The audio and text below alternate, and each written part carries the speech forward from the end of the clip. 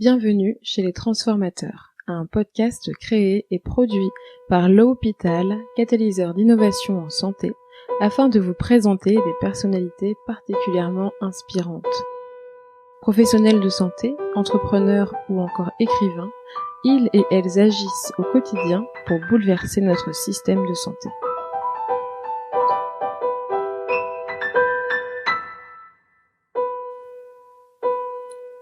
Quand on parle de design à l'hôpital, son nom revient toujours dans la conversation.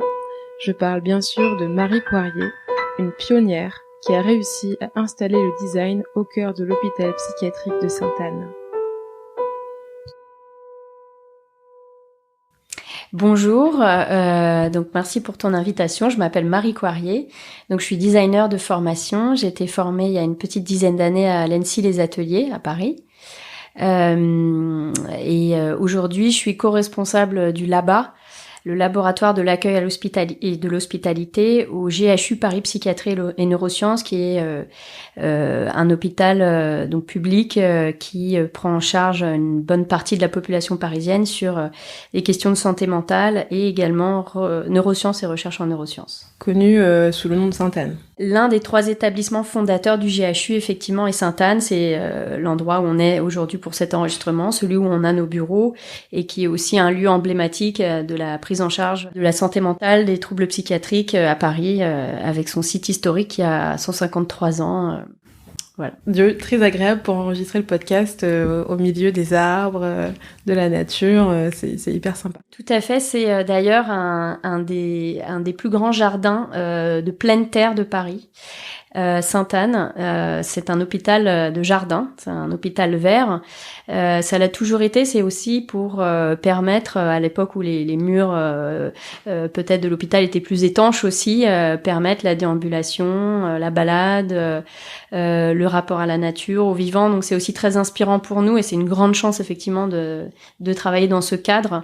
Parce qu'on n'est pas du tout dans un hôpital monobloc des années 70, on est vraiment dans un hôpital jardin où en plus comme la pleine terre est classée, on risque pas de perdre ces jardins, on va jamais faire qu'en récupérer d'ailleurs, et c'est au premier bénéfice des patients. C'est vrai que quand on entre, on a l'impression qu'on arrive au château, un château de la Loire ou un espace comme celui-là.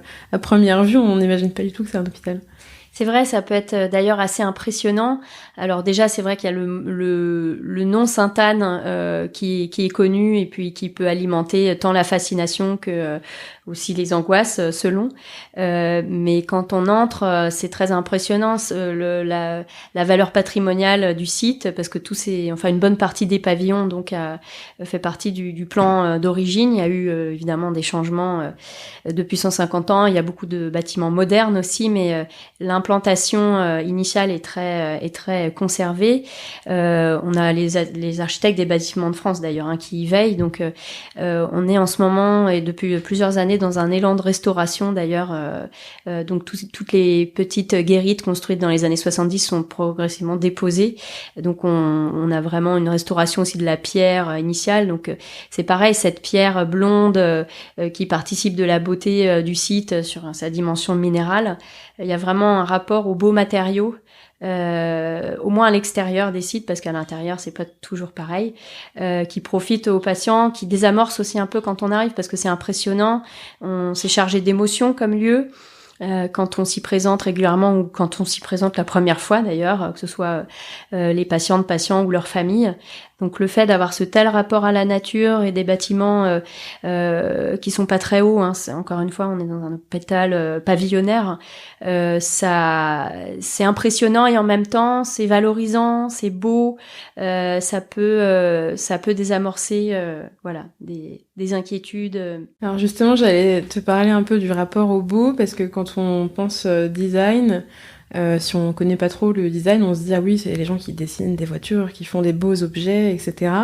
Est-ce que cette définition probablement partielle te correspond? Et puis de manière plus générale, si on devait expliquer ce que c'est qu'un designer, de ton côté, comment tu définirais ton métier? Alors c'est une très bonne question. Peut-être je vais commencer par design avant de remonter vers design à l'hôpital. Donc design, c'est une activité de conception To design, ça veut dire concevoir. Et c'est bien de revenir au sens du mot en anglais parce que trop souvent, le mot design en français est compris comme style. Le style design d'ailleurs, on entend souvent dire ça c'est design pour qualifier un ensemble contemporain avec des formes dites modernes, des super matériaux et puis une certaine idée du luxe. Là encore, on se trompe en pensant que le design relève du luxe, d'une conception qui a les moyens dans des environnements qui peuvent se le permettre, parce que l'activité de conception, elle peut se déployer dans bien des univers. Et d'ailleurs, donc on voit les têtes de certains designers très connus qui quelque part vendent autant leur travail, leur talent, leur création que leur signature. Mais en fait, l'énorme majorité des designers ne signent pas, sont discrets, ils sont inscrits dans des processus beaucoup plus collectifs. L'idée du design, elle est trop souvent ramenée à celle du luxe, alors qu'en fait, il y a beaucoup de manières d'exercer le métier de designer et que la plupart du temps, le designer s'inscrit dans une équipe pluridisciplinaire beaucoup plus vaste et dans des projets beaucoup plus vastes dans lesquels il n'est pas spécialement lui mis en lumière. Donc il faut peut-être déjà dire que les designers, c'est pas que les grandes figures qu'on voit dans les magazines, alors après qui contribuent largement à promouvoir aussi une certaine idée du design. Mais on peut s'étonner que des designers plus discrets, je peux parler de l'industrie, mais il y a d'autres secteurs dans lesquels les designers sont discrets, soient pas davantage mis en lumière parce que forcément, comme tu peux l'imaginer, quand je suis arrivée à l'hôpital, les premiers retours que j'ai eus avant même d'avoir pu commencer à expliquer quel était mon métier, mais surtout comment moi je le faisais vivre, c'était non mais nous on n'a pas besoin de table et de chaise, signer un tel ou un tel, c'est l'hôpital public. Ici, c'est indécent, voilà.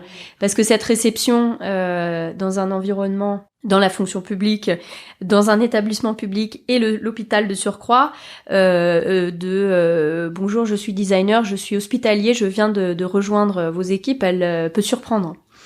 Donc rapidement, je parle parfois de mon métier en le nommant, mais plus souvent, je commence par citer des exemples, des situations dans lesquels on travaille et des outils qu'on mobilise. Et bien souvent, je me rends compte que ça désamorce un peu la réception négative de OK, bon, designer, qu'est-ce qu'ils vont nous servir encore, un projet parachuté, des hautes sphères de l'hôpital, déconnecté. Enfin, c'est parfois une réception qui peut être défensive. Donc, avec mes collègues, on est très attentifs à ce que les mots qu'on emploie soient accessibles, à surtout pas jargonner bien sûr, mais surtout à être très concret pour expliquer à quoi on sert, qualifier nos compétences et surtout tenter de les métisser avec celles de nos collègues hospitaliers qui sont dans les services de soins, parce que nous ne sommes pas nous, pour que ce soit concret, mais aussi que leur tente des perches en fait, pour qu'ils puissent s'approprier et malaxer aussi ce qu'on est venu leur proposer et la manière dont on va travailler ensemble. Donc moi j'ai choisi de travailler à l'hôpital, c'est le fruit d'un long déclic. J'ai choisi, mais j'ai aussi la chance, parce que ça va pas de soi de travailler à l'hôpital. L'hôpital public ne crée pas des postes comme ça. Pendant mes études de design, je me suis beaucoup interrogée sur la légitimité, de contribuer à dessiner de nouveaux objets, à produire de nouveaux déchets. Et j'avais fait un stage en Chine, notamment, qui m'avait beaucoup amené dans les usines à Shenzhen, qui m'avait énormément marqué parce que je m'étais pris de plein fouet l'impact social, environnemental du travail du designer, en pouvant faire vraiment toute la chaîne de production depuis le brief qui venait d'un pays européen jusqu'à la fabrication d'un modèle, au lancement d'une série, au contrôle qualité dans l'usine, à la mise en carton qui part dans un conteneur, dans un cargo et c'est parti pour Le Havre.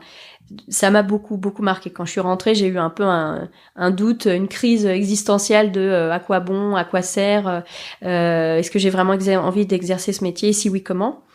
Et j'ai eu la chance de pouvoir m'intéresser à des disciplines qui émergeaient il y a une quinzaine d'années en France en tout cas, le design de service, le design appliqué aux politiques publiques, et de me rendre compte que déjà l'objet physique n'était pas le point d'entrée, le point de sortie de toute démarche de design, et deux, qu'on pouvait travailler pour l'intérêt général. Donc d'un seul coup, je me suis sentie mieux partie. J'ai commencé à travailler aussi beaucoup sur le terrain, donc sa légitimité, je trouve qu'on la trouve aussi au contact d'un terrain, d'une situation concrète dans laquelle on voit les gens et dans laquelle on peut anticiper l'impact que ce qu'on est en train de concevoir va avoir sur la vie des gens, leur organisation, leur représentation dans la vie quotidienne, mais même d'eux-mêmes, hein, quand on travaille dans les lieux de soins, on est vraiment au plus proche de l'intime. Donc tout ça m'a passionnée. J'ai travaillé donc plusieurs années après ma sortie d'école, beaucoup avec la 27e région, que tu connais peut-être, qui on était tout un groupe de tout jeunes diplômés de l'ANSSI à avoir fait nos armes sur des résidences, notamment des projets de résidence de la 27e région, qui nous avait fait confiance parce qu'elle était toute jeune association et nous tout jeunes diplômés, et on a souvent aussi l'occasion d'avoir des gens qui comme ça vous font confiance dès votre sortie d'école pour pouvoir exprimer des compétences pas encore complètement stabilisées, qui sont encore un peu latentes, qui sont encore en train de se chercher. Donc tout ça a été très précieux pour moi. De la même manière, j'ai pu commencer à travailler avec le CHU de Strasbourg. J'avais rencontré avant même ma sortie d'école avec d'autres designers avec lesquels je travaillais, les membres de la Fabrique de l'Hospitalité, qui est l'un des premiers, si ce n'est le premier laboratoire art et design à l'hôpital, installé avec deux délégués culturels qui dirigeaient et écrivaient et dirigeaient des projets artistiques avec architectes, photographes, écrivains, plasticiens, et progressivement architectes et progressivement designers.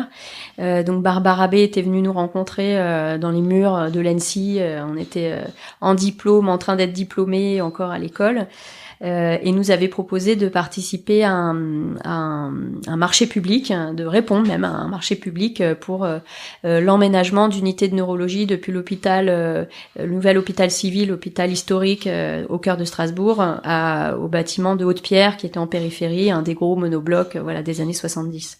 On a pu gagner cet appel d'offres et ça a été là encore une première magnifique occasion d'éprouver nos compétences dans un environnement sanitaire. C'était vraiment ma première entrée à l'hôpital avec tous azimuts découverte de ses contraintes, de son organisation, de l'écosystème de professionnels qui y travaillaient, des opportunités qu'il pouvait y avoir aussi à travailler sur un réaménagement, et de nouveau on était dans les unités de neuro parce que quelques temps avant on avait travaillé sur la maladie d'Alzheimer, donc j'avais vraiment fait aussi cette percée dans les questions de perception, d'une sensibilité aiguë à la couleur, à certains sons, au toucher. Donc tout ça a été vraiment passionnant. On a pu mettre en œuvre un chantier qui a été réalisé, et notre projet, je vais pas forcément le décrire là, mais est toujours en place 15 ans plus tard. Quelques années plus tard, j'ai pu retravailler avec la Fabrique, pareil, à la faveur d'un marché public ici dans un hôpital de jour qui accueillait des personnes âgées venues faire une journée d'évaluation cognitive fonctionnelle. Donc toujours sur ces questions de perception, représentation, qu'est-ce qui influence le bien-être, qu'est-ce qui influence la qualité de réassurance, de protection, d'enveloppement que peut produire tant l'accompagnement des professionnels que l'environnement spatial, les équipements, l'accessoirisation dans un ensemble. Donc pouvoir d'abord évaluer ce qui marche bien, ce qui est anxiogène du point de vue des patients et des familles, et comment est-ce qu'on peut alléger du coup la charge de cette journée pour que les évaluations soient aussi le plus proches de la réalité du moment de cette personne-là. Et donc il y avait un trait d'union net entre design de l'environnement, conception du service, de l'organisation et de l'environnement, et qualité des soins. Ça avait inspiré du coup un article qu'on a pu écrire avec Denis Pellerin dans Sciences du Design sur l'influence de la qualité de l'environnement sur la perception des patients, la confiance que ça aide à bâtir et l'alliance thérapeutique du coup qui s'en trouve améliorée. On a parlé de ta première expérience à l'hôpital qui résonne donc avec cette deuxième expérience-là. Nous, là, à l'hôpital, on a tout un concept autour du pouvoir de l'ignorance, où on organise des créatons et on propose à des personnes extérieures de l'hôpital de venir passer du temps en immersion, parce qu'on se dit, avec leurs yeux extérieurs, ils vont repérer plein de choses. Il y a des choses qui vont leur sauter aux yeux que personne d'autre n'a vues habituellement, et qui vont remettre en question, et ça va permettre d'améliorer les choses. Toi, la première fois que tu as du coup fait cette première mission à Strasbourg et que tu mettais les pieds vraiment dans l'hôpital, qu'est-ce qui t'a sauté aux yeux? Est-ce que t'as des souvenirs de trucs un peu précis où tu t'es dit waouh, ça c'est trop bizarre? En fait, mes premiers souvenirs, mais je pense aussi que j'ai agrégé des impressions que j'avais accumulées dans d'autres situations à l'hôpital, c'est la pauvreté de l'environnement sensoriel. Quand on est à l'hôpital, ce qui est souvent frappant, c'est qu'on a surtout affaire à des couleurs très froides, à du plastique, éventuellement à du métal très froid. L'environnement sensoriel est froid, l'inverse de chaleureux, on pourrait dire, et participe en fait de la construction d'une inquiétude qui peut-être n'était pas là en arrivant. Bon, on est toujours un peu inquiet d'aller se faire opérer ou une évaluation ou un rendez-vous chez un médecin, mais l'environnement contribue en fait à grossir ou au contraire à apaiser cette inquiétude. En l'occurrence, en neurologie, la première observation qu'on avait faite, c'était des bâtiments assez anciens, donc c'était plutôt de se dire, comme ça a l'air assez dégradé, alors le bâtiment extérieur est très beau, mais quand on entre à l'intérieur c'est très dégradé, pour les patients et les familles c'est pas de très bon augure en fait de se dire mince, est-ce que la qualité des soins est aussi, on va dire approximative que la qualité des bâtiments le laisse apparaître. Et en termes de guidance, parce qu'on travaillait donc là sur des problématiques aussi d'errance de patients qui ont des troubles cognitifs, des troubles neurologiques, pas des troubles cognitifs, il y avait rien vraiment pour accompagner cette errance. Donc ce qui nous avait beaucoup frappé, c'est de trouver une collection de panneaux sens interdit sur la plupart des portes, ne pas entrer, sens interdit, des signaux vraiment tout à fait coercitifs avec le attention au danger, pour inviter les patients à ne pas entrer dans certaines pièces, alors que dans certains couloirs et salles d'attente, ils pouvaient aller. Donc c'était aussi de se dire comment est-ce qu'on pourrait réfléchir à l'inverse de tout ça, en se disant plutôt que d'interdire, on pourrait inviter à aller ici et là pour calmer, apaiser et quasiment rendre invisible là où on ne doit pas aller. Et là, presque, ça donnait envie d'entrer, quoi. Il y avait écrit warning partout avec des gros signaux rouges. Donc voilà, ça c'est aussi une impression très forte et qui m'a imprimé, qui s'est imprimé en moi durablement parce que je continue à travailler sur ces questions d'information dans l'espace, sur un projet plus récent là.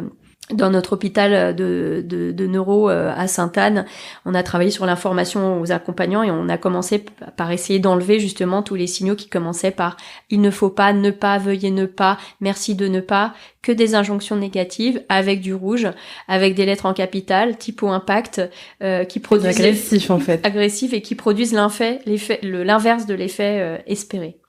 Donc ça c'est une impression forte et qui continue à m'habiter. Et la deuxième, donc je parlais de ces notions de guidance, c'était de se dire la pauvreté de l'environnement sensible et sensoriel, ajouté à celui qu'on se perd à l'hôpital, que ces couloirs sont tous les mêmes, les signaux des portes, et parfois même d'ailleurs c'est un peu dangereux quand on voit que certaines portes de chambre, l'encadrement de porte est le même que pour l'armoire électrique à côté. C'est vraiment des exemples vus, hein. On peut peut-être mieux faire en matière de signalisation, mais surtout j'ai beaucoup rebondi sur couleur et matière de ces environnements. L'un de nos partis pris dans ce premier projet, c'était de guider par la couleur. Il y avait toutes ces premières études cliniques qui sortaient sur l'attraction par la couleur des personnes souvent de pathologie neurologique, que souvent en fait on attirait par la couleur. Alors il n'y avait pas forcément de consensus sur quelle couleur, hein, il n'y a pas la couleur magique, mais plutôt de se dire les couleurs attirent, les couleurs organisées dans un schéma attirant, c'est-à-dire pas du monochrome bleu pastel partout comme l'hôpital c'est Enfin, en tout cas, a su beaucoup le faire. Donc, on avait travaillé sur un cheminement coloré avec comme une sorte de dégradé, avec des lignes en diagonale, avec une progression, progressivité pour qu'il y ait aussi une attraction, un intérêt aussi à déambuler. Donc, ça aurait pu être un motif. Bon, là, en quelque part, c'est un motif, hein, c'est ce dégradé. Et donc, ce travail sur la couleur demeure, enfin, vraiment un champ de recherche qui m'intéresse profondément. On a eu l'occasion récemment, enfin il y a 3 ans, ici au GHU, d'accompagner aussi la rénovation d'un nouveau site ambulatoire pour des patients suivi dans le 15e, où il y avait une distribution assez compliquée dans les étages pour savoir se repérer à quel étage je suis, où est-ce que je dois aller. Donc pareil, on a travaillé sur une trame colorée avec une agence qui s'appelle Nakara, qui prenait en compte vraiment l'environnement tridimensionnel, donc de se dire que c'est sol, c'est murs, c'est détails des menuiseries, c'est détails des signalétiques, c'est détails des mobiliers, avec l'importance quand on travaille sur un environnement où le bleu c'est le premier étage, le deuxième c'est le jaune, le troisième c'est l'orange. Faut le faire avec délicatesse parce que le bleu, s'il est partout, il finit par être hyper invasif. Et en premier lieu pour les professionnels qui tous les jours travaillent dans cet environnement. Donc il faut pouvoir imprimer ce repère mnémotechnique. Mon étage c'est le bleu, c'est là que ça se passe. Et d'ailleurs j'ai ma petite trame bleue qui discrètement me guide depuis l'entrée, et que ce soit digeste, que ce soit harmonieux, que ce soit qualitatif. Et donc ça c'est vraiment dans une attention accrue à tous les détails qui composent l'environnement pour que ça puisse se faire à la fois que ce soit une guidance intuitive, que ça participe de la signature, de la qualité du lieu, et que ça joue vraiment son rôle de soutien, support à la signalétique. Donc vraiment j'en viens à cette thématique qui moi me passionne, c'est celle des repères. Comment est-ce qu'on pourrait travailler sur une nouvelle manière de marquer des repères de manière plus intuitive pour favoriser en fait l'autonomie des personnes. Je pense que c'est des questions qui t'intéressent aussi énormément. Donc moins infantiliser, moins interdire, mais plutôt guider, indiquer et donner les clés, les outils. Donc de se dire que les signalétiques à l'hôpital, c'est un peu un serpent de mer, hein. On s'est tous perdu dans un hôpital qui soit pavillonnaire ou monobloc, et je parlais de la couleur, mais il y a eu aussi vraiment aussi des hypothèses pas forcément super heureuses, de grosses lignes au sol où parfois il y en a 12 et on se croirait dans un couloir de métro. Voilà, il y a peut-être insuffisamment de lien entre la recherche médicale sur ces problèmes de repérage, ce qu'on appelle en psychiatrie les distorsions spatiales et temporelles. Je suis complètement perdue dans l'espace-temps. Bon, ici on s'intéresse à la question de l'espace. Donc j'ai vraiment besoin d'une guidance qui n'est pas celle de la signalétique classique, des flèches, des pictogrammes, des acronymes, service de SMPR du 4e étage du docteur bidule machin, voilà, avec des pointillés. Donc c'est vraiment de se reposer la question de qu'est-ce qui fait point de repère. Donc ça c'est une recherche qu'on impulse et qui prendra, je l'espère, forme d'ici peu au GHU, peut-être pour du coup un peu tourner la page des signalétiques hospitalières telles qu'on sait les produire aujourd'hui, parce que la signalétique c'est une réponse à la question comment ne plus se perdre. On va faire une signalétique, oui, mais elle est comment, et c'est quoi ce signe, voilà. Donc il y a de la recherche, mais il n'y a pas de trait d'union entre cette recherche et des mises en application concrètes sur des questions de repérage. Donc la couleur, on y est venu assez naturellement, intuitivement, comme je te le racontais, depuis mes premières expériences en neuro jusqu'à des expériences plus récentes au bloc en neuro, un projet qui était mené par Benjamin chez nous, ou dans le site dont je parlais, dans le 15e, pour se repérer d'un étage à l'autre, mais il y a encore énormément à faire. Donc j'invite les auditrices et auditeurs à lire le livre Couleurs et soins, qui est le beau produit du colloque mené à l'école de design de Nancy, en partenariat avec la Fabrique de l'Hospitalité, qui a donné lieu à la publication du coup des actes du colloque, mais des actes vraiment garnis, généreux, imagés du colloque aux presses du réel. Et qui du coup rend compte d'un certain nombre d'expériences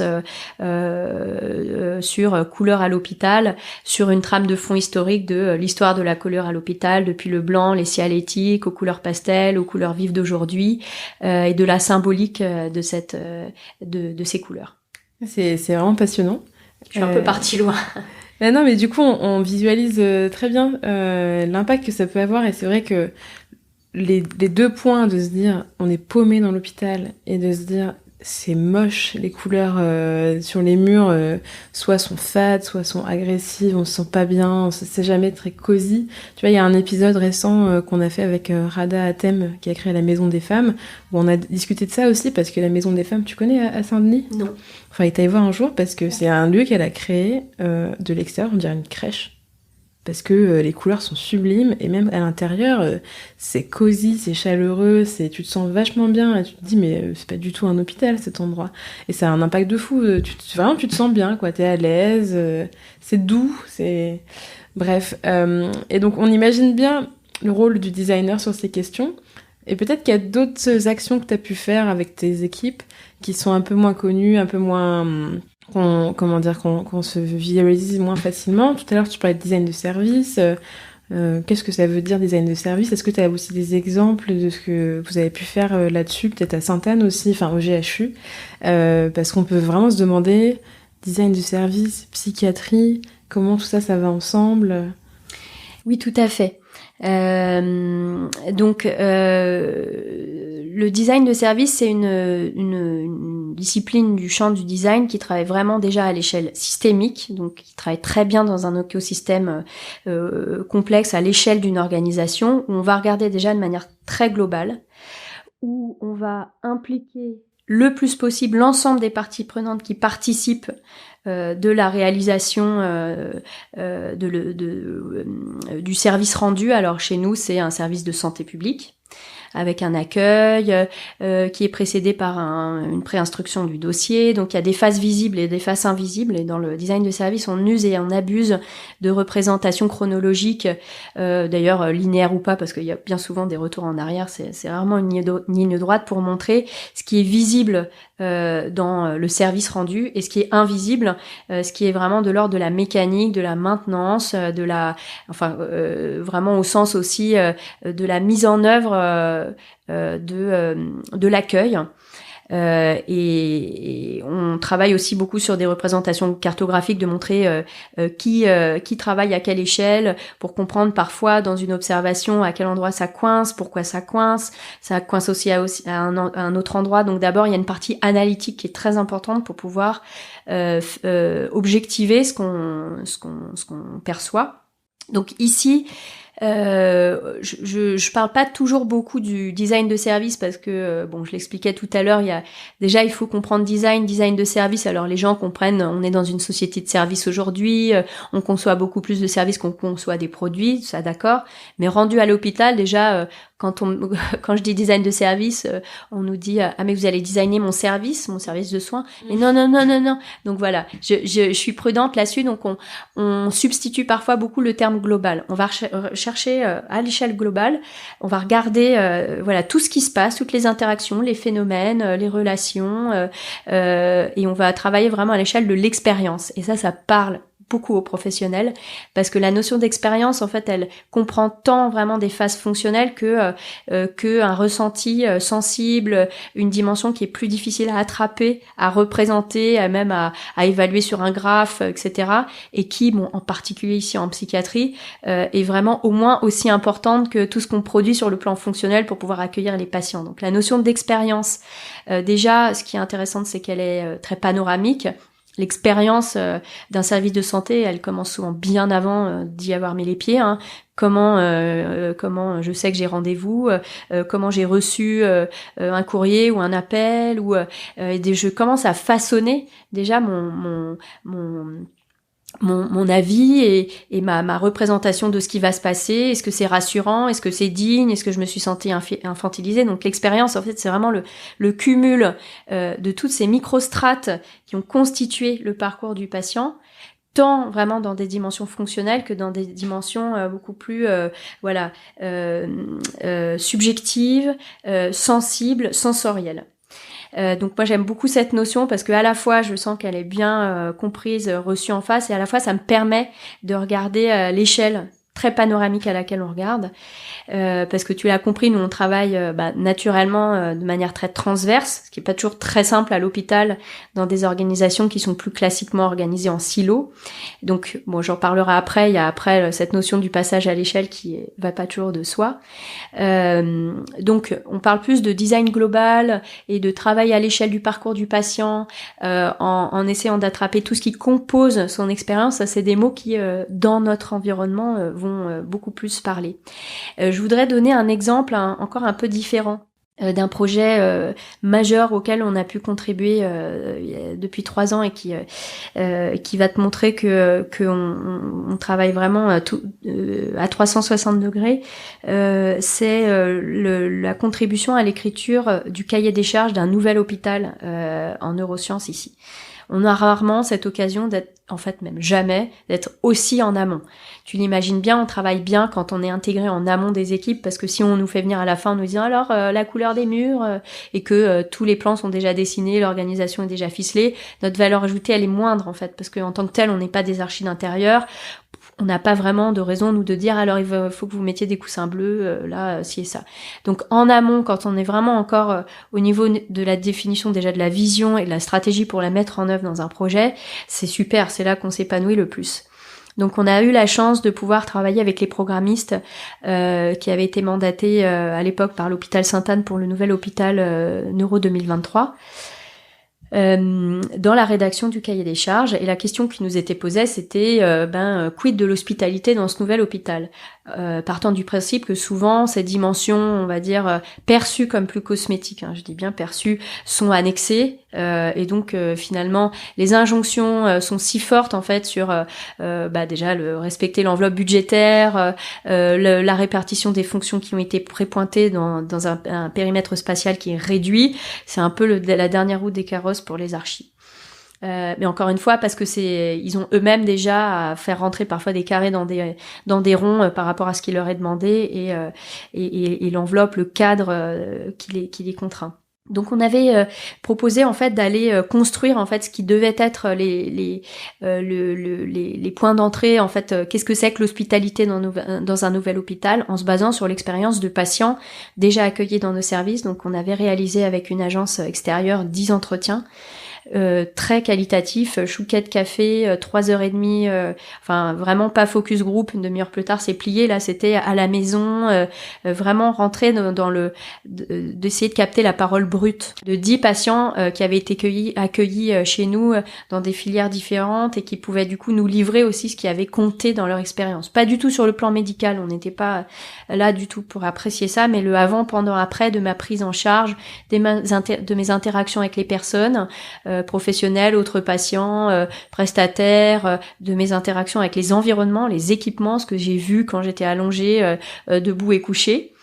Donc on a exploré ça très largement, et ça c'est un point important aussi dans notre démarche, c'est qu'on s'inspire beaucoup des démarches ethnographiques, des sciences humaines et sociales, alors analytiques, et d'aller essayer de capter une parole brute. Donc on essaye de laisser de côté ce qui est parfois un gimmick en design. Quel est votre besoin? Parce que très souvent on est loin de l'expression d'un besoin. D'abord il faut pouvoir permettre l'expression et analyser une expérience brute qui n'est pas du tout encore traduite fonctionnellement en un besoin. Donc et ça nous permet parfois d'aller chercher des témoignages qui vont un peu à l'encontre des dogmes du moment. Je prendrai l'exemple de la chambre individuelle. Voilà, c'est la sacro-sainte façon de proposer un accueil avec une hôtellerie au maximum de ce qu'elle peut faire, du coup de pouvoir valoriser le prix des chambres, clairement aussi, et de répondre du coup aux années où on imposait aux patients, alors avant les années 60, d'être carrément dans des dortoirs, progressivement dans les chambres à 3, à 2, et aujourd'hui voilà, la chambre individuelle, c'est ça normalement que veulent les patients. Il y a quand même 2 personnes sur 10 qui nous ont dit « J'aurais bien aimé pas être seule tout le temps. Si la chambre double était bien faite, j'aurais préféré quand même pouvoir parler à quelqu'un, voir, parce que j'étais alitée pendant longtemps, j'ai pas pu me lever avant longtemps. Et si, encore une fois, cette chambre permettait vraiment de passer de intimité à être ensemble, j'aurais quand même préféré ça. Donc on l'a porté auprès des programmistes, on n'a pas réussi à gagner sous tous les fronts. Donc mais c'était intéressant. J'ai d'autres exemples de ce type parce que ça dit bien que on n'a pas exploré autant qu'on le dit les représentations, les besoins, les aspirations des personnes. Nos négociations, elles ont été aussi dans la répartition des mètres carrés parce que c'est vraiment ça, hein, le cahier des charges d'un nouvel hôpital. Est-ce qu'on doit avoir à l'échelle d'un étage une grande salle de 60 mètres carrés d'accueil des familles et des patients avec des usages qui cohabitent, ou est-ce qu'il vaut mieux avoir plusieurs petites salles? L'expérience nous a montré qu'il valait mieux avoir plusieurs petites salles parce que les patients ils aiment bien quand ils sont en pyjama ne pas forcément croiser les familles des autres, avoir des endroits un peu plus cocon dans lesquels ils sont entre eux et avec de l'intimité. Donc on a pu négocier sur des répartitions de mètres carrés, sur la présence ou pas de prise, parce qu'à cet endroit-là il va falloir vraiment avoir une machine à café pour les accompagnants qui attendent en réa. Ça paraît des toutes petites choses, mais surtout on avait vraiment plaidé pour que tout ceci soit articulé autour d'un parcours d'hospitalité. Donc c'est vraiment ça le fruit de ces 10 entretiens dont on a tirer des recommandations fonctionnelles très précises, parce que c'est des tableaux de surface, mètres carrés, équipement, fluide, énergie, etc. Donc il a fallu nous faire un travail de traduction et l'articuler de manière cohérente dans la rédaction sur qu'est-ce que c'est qu'un parcours d'hospitalité depuis l'arrivée dans le bâtiment jusqu'à la sortie, parce que l'accueil n'est pas qu'à un instant T, en fait, il est tout au long de la prise en charge. Donc l'un des fruits de ce projet, hormis le fait que du coup ce cahier des charges a permis le recrutement d'une équipe qui avait vraiment intégré ces dimensions, on a tiré un fil qu'on a testé avant même la construction du nouveau bâtiment autour de la place des familles et des accompagnants dans les services. Donc ça c'est un beau projet qu'on clôture là ce mois-ci, qu'on a appelé la place des accompagnants, qu'on a vu un petit financement de la Fondation de France. Il y a donc 2 concepts qui sont sortis et qui sont actuellement expérimentés dans ce projet accompagnant. Le premier, c'était autour de l'information. L'information, alors on parlait des injonctions négatives tout à l'heure, mais il y a aussi la forêt d'informations. Il y en a tellement, on ne sait plus s'y retrouver, il y en a la moitié qui sont obsolètes.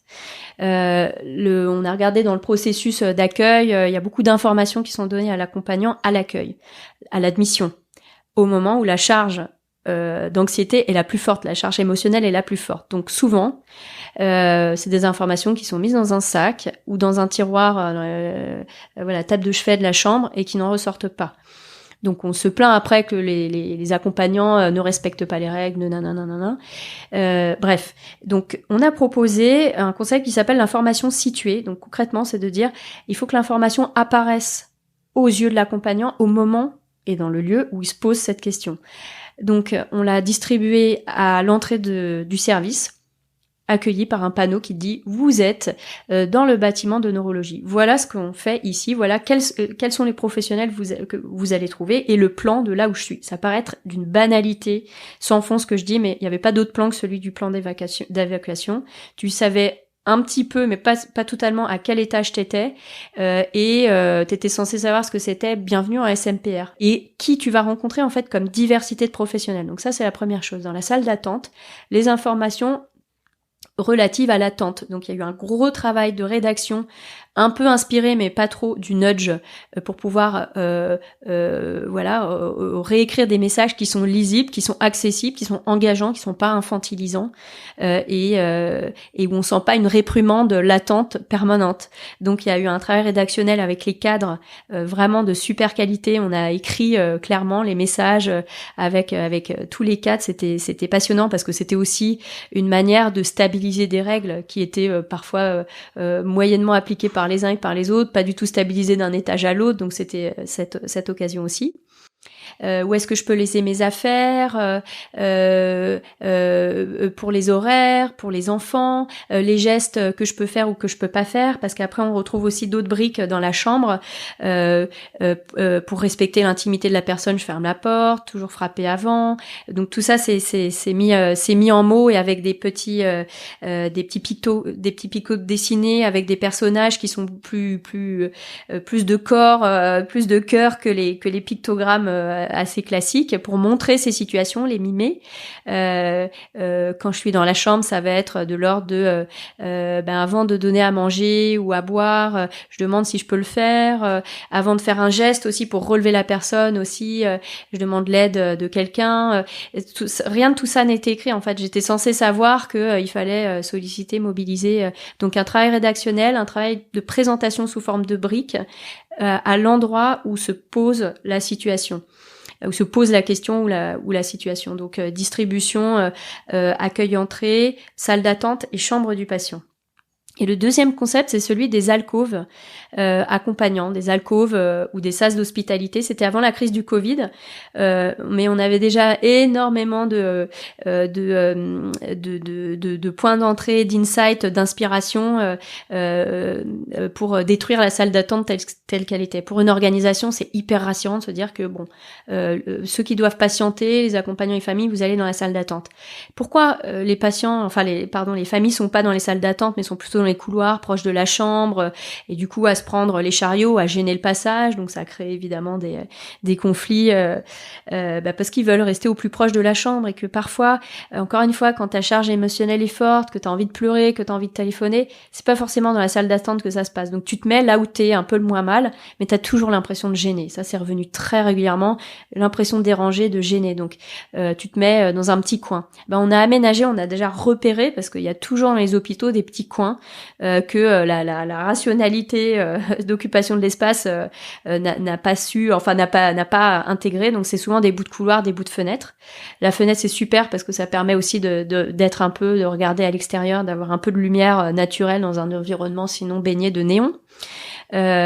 Où on a aménagé donc avec une petite couleur, une petite paroi, une chaise, un endroit où tu peux te poser, qui n'est pas la salle d'attente, qui est à proximité des chambres, mais pas dans les espaces de circulation, et qui est vraiment une alcôve, un mini sas, sans mur, bien sûr, qui permet de s'extraire de la salle d'attente pour un autre usage, pour être à proximité, sans gêner, et puis pour pouvoir souffler. Donc ça, ce principe, en fait, il a pris d'autant plus de valeur après la crise Covid, où on a cherché à désenclaver toutes les pièces, de réfléchir plutôt à un écosystème de lieux d'hospitalité pour les accompagnants, et de les désigner aussi dans l'espace. Où sont-ils ? Tous, on a déjà demandé où est-ce que je peux m'asseoir ? Vous avez le relais H à l'extérieur. Faudrait savoir où est la cafétéria, donc la salle d'attente, et où sont ces alcôves. Encore une fois, pour essayer d'améliorer les relations des accompagnants à l'hôpital, des accompagnants aux professionnels de santé, ça va sans dire. Les rapports sur les violences dans les milieux de santé, ils documentent très précisément tout ça, hein. Il y a ces deux premiers concepts, info situé, alcôve, accompagnant. On aurait pu faire encore pas mal d'autres choses, mais déjà on s'est tenu à pouvoir amener les professionnels dans ces propositions qui étaient nouvelles, parce que comme tout changement, ça vient pas du jour au lendemain, de changer aussi le regard vis-à-vis des accompagnants, parce qu'on est aussi là pour eux, professionnels de santé, pas que pour les patients. Donc d'y aller peut-être plutôt petit à petit, de faire des choses qui paraissent petites, mais pour qu'elles soient appropriées, comprises et soutenues par les professionnels qui en sont après les premiers prescripteurs. Regardez, il y a l'alcôve, donc, et pour ça il faut pouvoir les emmener. Donc nous on est toujours quand même dans une politique des petits pas. On travaille vraiment beaucoup sur cette dimension culturelle qui est inhérente à tout nouveau projet d'organisation, changement, d'amener les gens à travers la participation, mais aussi à travers vraiment un temps qui leur permet de s'approprier les projets, de les expérimenter. Quand ils sont partie prenante, d'un seul coup, ça aide à faire passer des idées qui sont nouvelles et qui doivent rencontrer les pratiques précédentes. Là, les projets que tu as décrits sont des projets de grande ampleur, on imagine, qui ont été demandés par des directions générales ou par des gens, entre guillemets, très haut placés. En 2 mots, est-ce que vous avez aussi des projets qui peuvent être initiés directement avec des professionnels de terrain, je sais pas, une infirmière qui vient vous chercher pour dire tel truc avec ma perfusion fonctionne pas, est-ce que un designer peut m'aider, ou le sujet qui pourrit mon quotidien, est-ce que je peux aller chercher un designer pour qu'il me le règle? Et puis peut-être vous-même, est-ce que vous lancez des projets par vous-même sans qu'il y ait eu de commande? Je vais donner 2 exemples concrets. On avait été sollicité il y a 3 ans par un service, un hôpital de jour de pédopsie, qui voulait travailler sur sa cour de récréation, qui était très triste, voilà, avec des jeux qui avaient été enlevés, qui étaient plus aux normes, et rien de vraiment adapté. C'était une cour dans laquelle les enfants peuvent être c'est des troubles envahissants du développement, extrêmement toniques, avoir envie de taper, de courir comme des foufous, mais aussi d'être dans des petits, quand ils ont besoin de sécurité, petits coins, des petites alcôves. Donc on avait travaillé sur la problématique des jeux adaptés. Et comment est-ce qu'on pouvait transformer une cour dans laquelle on ne pouvait pas tout casser, avec de la fresque, avec un travail sur le jardin et des jeux, des nouvelles sortes de jeux. On y avait adossé un workshop avec l'ENSI Les Ateliers, l'école de design, pour que les étudiants aussi puissent être en immersion et puissent aussi nourrir ce cahier d'idées. Et donc on a rendu 1 an plus tard, donc avec l'aide de la Fondation Truffaut et avec un petit financement Fondation de France, un travail autour du jardin, autour d'une fresque peinte avec un paysage vraiment tridimensionnel qui descendait sur le sol. On a refait un aménagement jeu pour créer un paysage avec à la fois des tout petits endroits, des endroits beaucoup plus vastes. Donc là, c'était typiquement une demande émanant d'un service sur un périmètre restreint. Qu'est-ce qu'on fait de notre cour de récréation vu la spatialisation un peu spéciale des enfants qui ont besoin de tout petits ou de très grands, qui sont dans les extrêmes, et qu'est-ce qu'on peut leur permettre, qu'est-ce qu'on leur offre pour qu'ils puissent se sentir bien.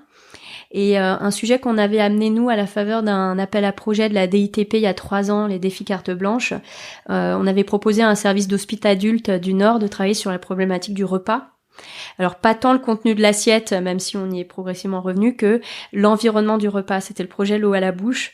Le point d'entrée, c'était de dire le repas à l'hôpital, c'est pareil, c'est le serpent de mer, c'est comme se perdre, ça va de soi. Mais il y a aussi l'ambiance. Qu'est-ce qui fait que j'ai envie de manger? En psychiatrie, les patients sont pour la majorité valides, donc c'est pas des repas en chambre, c'est des repas dans des réfectoires. Et voilà, le mot réfectoire déjà il porte bien son nom. Comment est-ce qu'on le transforme en salle à manger? Qu'est-ce qui participe vraiment de la mise en appétit et d'un temps social nécessaire pour pouvoir profiter, se parler, profiter d'un moment qui rythme des journées qui sont parfois longues, c'est des durées moyennes de séjour qui sont plus longues en psychiatrie, et à un moment les repas c'est aussi ce qui permet d'apporter un repère. Donc comment est-ce qu'on rend ce moment plus qualitatif à travers des aménagements, des accessoires, une préparation aussi de la projection de ce qu'on va y faire, le menu, à côté de qui je vais m'asseoir, donc vraiment rendre ce moment le plus qualitatif possible. Donc voilà, tout aménagement et équipement, mais on avait travaillé aussi sur les gestes de service, parce que c'est aussi comment je suis servie, est-ce qu'il y a des choses qui ont été préparées, donc évidemment tout est livré de l'extérieur, mais par exemple les fruits, est-ce qu'ils ont été pelés coupés, à la fois pour me permettre de les manger de manière plus simple et limiter le gaspillage alimentaire, mais aussi parce qu'il y a une intention de soin à travers le geste de préparation. Donc ça avait été une expédition passionnante en 3 mois, et pour le coup un sujet qu'on avait vraiment propulsé. Et tous ces projets, toutes ces idées, toutes ces réalisations, elles sont publiques après, si un autre hôpital veut se les approprier parce que là, peut-être que des gens qui écoutent se disent « Ah, mais ce serait génial qu'on fasse pareil chez nous ». Comment ils peuvent faire? Alors, on essaye d'écrire des articles sur ce qu'on produit. On peut déjà en trouver pas mal sur Internet.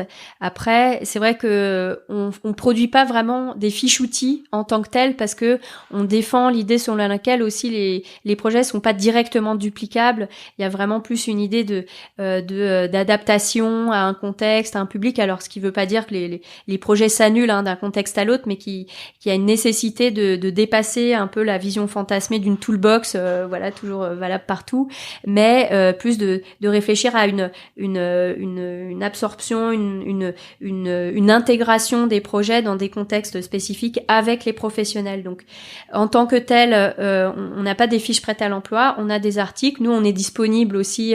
Ça nous arrive de répondre à des sollicitations de collègues qui nous contactent. Nos coordonnées sont aussi sur le site du GHU dans la page consacrée au LABA. Mais on a à cœur de diffuser parce que de toute façon tout ce qu'on produit est public, produit par l'hôpital public et pour lui-même. Donc on essaye de diffuser. Les travaux de recherche vont nous y aider parce que maintenant on est vraiment dans une deuxième phase de notre existence. Ça va faire 5 ans qu'on existe à la rentrée.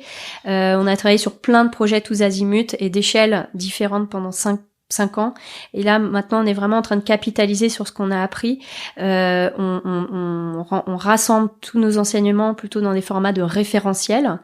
Et sur certains projets, donc tu comprends qu'on les a aussi réduits pour pouvoir, on fait des évaluations de recherche qui permettront du coup une diffusion des résultats et des propositions plus faciles pour d'autres hôpitaux. Ok, donc on peut pas faire du copier-coller, hein, ça doit être adapté localement. Par contre, on peut rechercher sur internet le Lab A, donc LAB-AH, pour avoir un peu plus d'infos sur tout ça. On aurait pu continuer à parler pendant des heures parce que c'est vraiment hyper intéressant et puis comme c'est aussi sur des environnements, on visualise vachement bien ce que ça peut donner, on a envie d'aller visiter d'ailleurs. Mais malheureusement, on va devoir s'arrêter bientôt. Je voudrais te poser 2 dernières questions. On demande souvent à nos invités qui viennent dans le podcast quelle est leur devise ou quelle est leur motto, qu'est-ce qui les motive au quotidien. De ton côté, qu'est-ce qui te pousse, qu'est-ce qui te fait te mettre en mouvement? C'est de pouvoir apporter de la qualité et un peu de poésie aux personnes dans les moments tragiques de leur existence, ceux dans lesquels on va à l'hôpital, naissance, maladie, mort.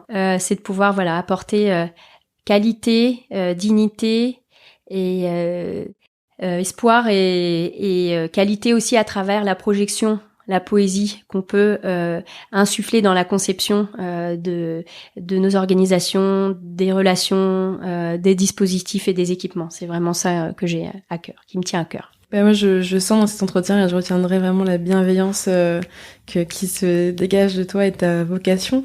Ma dernière question, c'est toujours la même. Dans tous les épisodes, on demande qui est la prochaine personne que nous devrions inviter. Est-ce que tu connais un transformateur ou une transformatrice qui devrait aussi prendre la parole dans ce podcast ?